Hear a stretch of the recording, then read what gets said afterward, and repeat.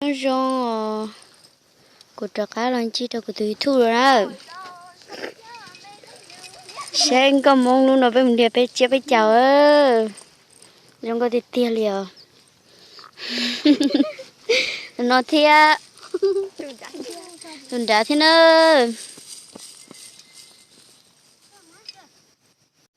Một vệ sinh này có gì nó.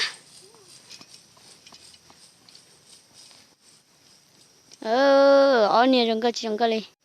Ấy chỉ mà tôi thì chơi bé chào nào, chỉ một mong là bé bao lành à.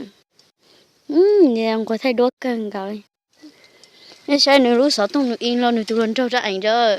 Tôi chờ là chào tao điệu. Sao chị anh ta? Tụi lần trâu.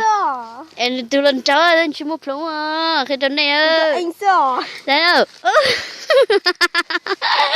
Lão đẹp tia. Tao, nó sai chỉ có chứ. Cũng đã có đùa.